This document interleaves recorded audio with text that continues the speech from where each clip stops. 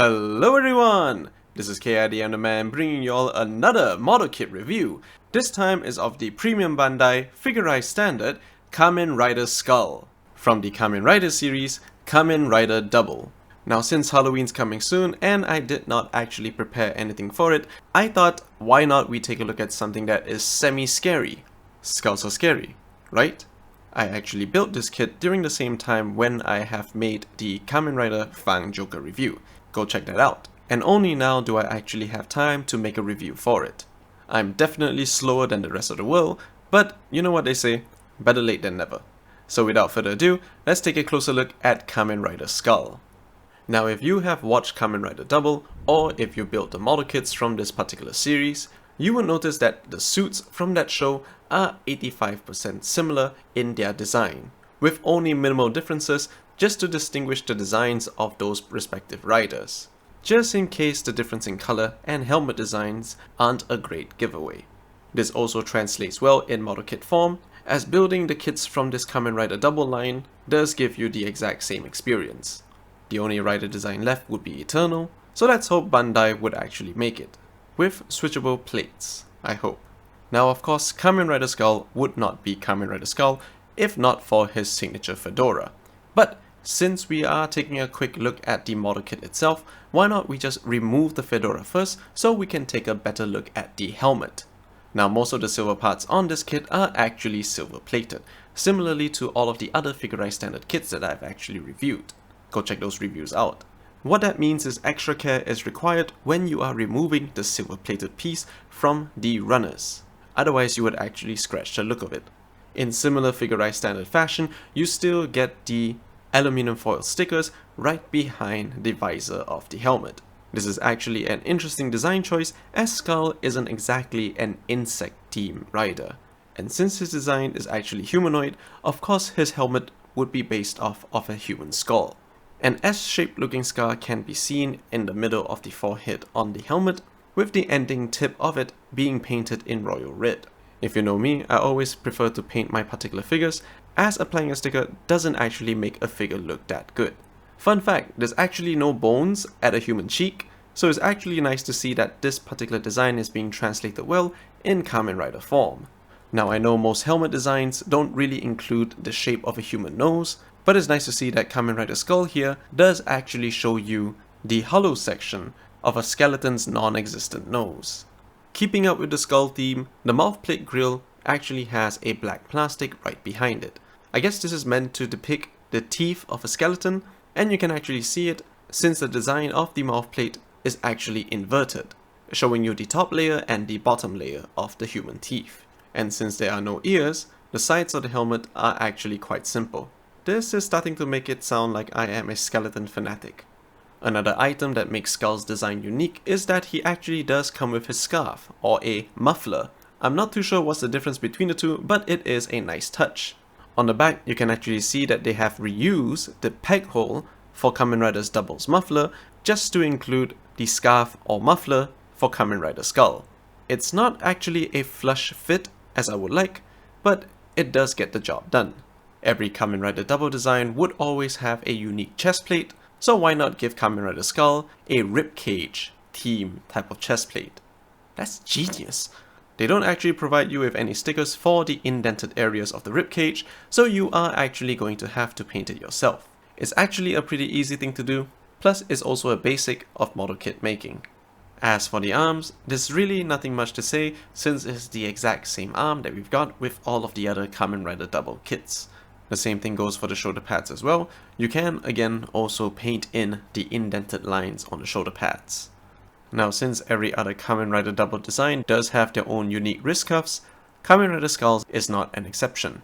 Now it does have a simple look to it with several little spikes or maybe even wavy lines, but it's still unique to Kamen Rider Skull himself. Plus, you can again also paint the edges of these particular wrist cuffs. Now the shoulder pad armor does have a tendency to not be flush together when you're assembling it, and they will also break if you push too hard. Basically, just do it a little bit more gently. As for the driver, it's the Lost Driver. Now this isn't actually the first time we've seen a Lost Driver in Figurized Standard form, as the previous one that we saw was from the Kamen Rider Joker form. or the Kamen Rider Joker form. There's an empty hole in it just so you can see which Gaia memory he's using. Just like the other kits, I applied the unavoidable purple foil sticker. Other standard customization has also been applied, just so you can have a very nice look to it.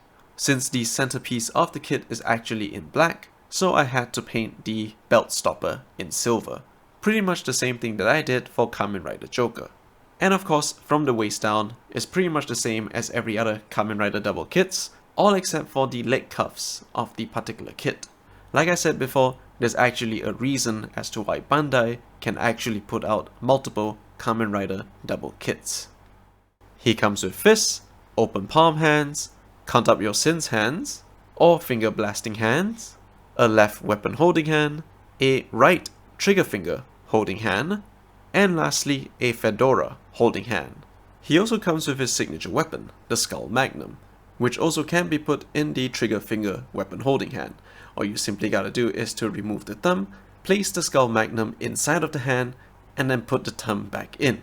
There's also an action feature included, where you can push down the tip of the Magnum, insert his Gaia memory inside of it, push it back up, and then you can pose Kamen Rider Skull doing his maximum drive attack. Since the Gaia memory is quite small, it's much easier for you to do it with a pair of tweezers. He also comes with his double driver suitcase. Now this suitcase is actually molded in the silver plated plastic, so you actually have to put on some stickers. But since I'm not that kind of guy, of course I painted the entire thing of the particular suitcase. It's not as clean as I would like, but it still does the job. Opening up the suitcase will reveal the double driver that comes along with this kit. It's the exact same double driver that you would get from the other Kamen Rider double kits. That requires you to put some stickers or maybe even some paint. This set also comes with another Joker memory with its exclusive Joker sticker that I definitely have placed it on. If you also have the other forms of Kamen Rider Double, you can definitely place their Gaia memories in here as well. Just like how I've placed the extra Gaia memory that came with the Fang Joker set inside of this suitcase. To have the figure hold it, just get your second weapon holding hand and grab the handle of the suitcase.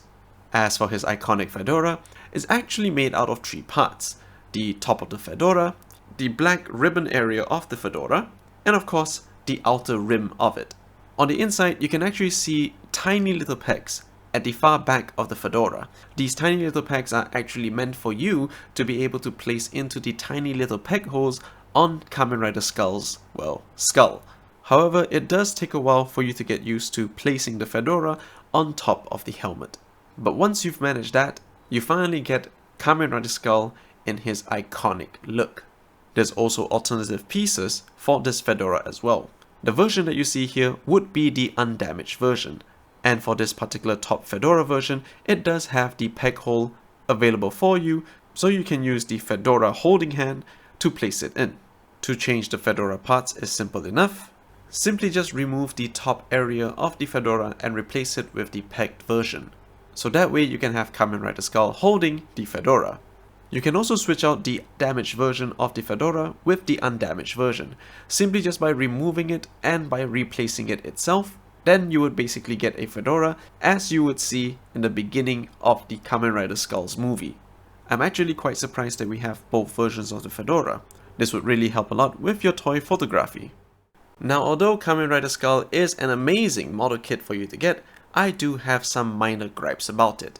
Now, although the muffler on the figure is a nice touch, it does however hinder the articulation slightly. Depending on how you are rotating the head or positioning the head itself, you will find the muffler slightly blocking the articulation.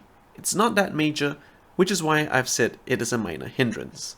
In my previous review, we did take a small look at the Kamen Rider Double's base form, but we didn't actually talk about the muffler.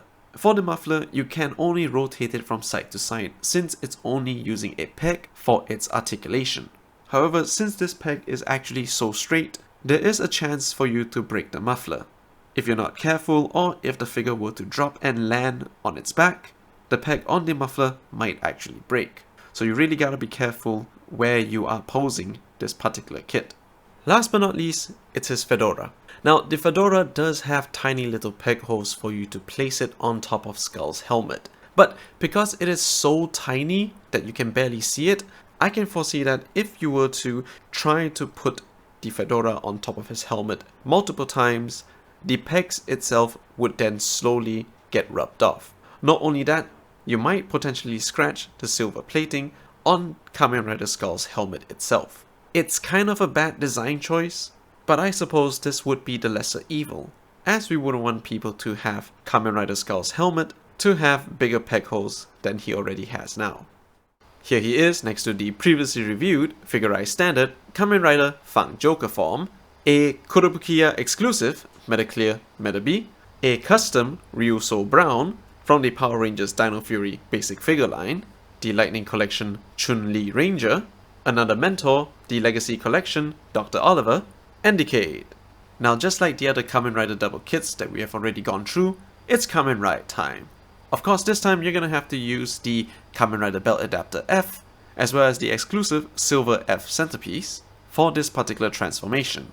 I don't think I'm gonna have to explain how you're supposed to change it, but just by looking at this video and of course the instruction sheet, you can actually know how to switch these particular parts yourself. It's a pretty simple process, and it's quite fun. The only downside is that the centerpiece is in silver, so it's not really that show accurate. It's not show accurate to begin with.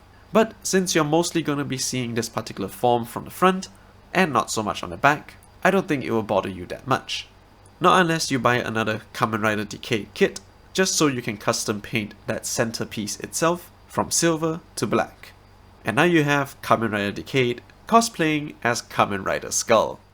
So all in all, this kit is pretty amazing, and of course, it is fun to build. Although 85% of it is the exact same as the other Kamen Rider double forms, the uniqueness of Kamen Rider Skull really does make a difference, as the entirety of his body is in black, plus you cannot ignore that fantastic fedora.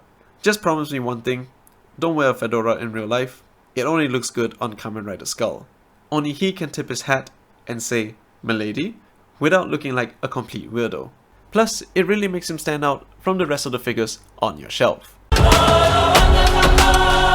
So, if you like this video, blast that like button, leave a comment down below, let me know what do you think of Kamen Rider Skull, share this video with your friends and family to let them know that this particular figure is still out in the market, because if you don't, Bandai won't be reissuing it. Just like Kamen Rider Gen, I haven't seen him around in a while. As usual, more good things are coming, so feel free to subscribe. This is KID on Demand, happy Halloween, and I'll see you all next time.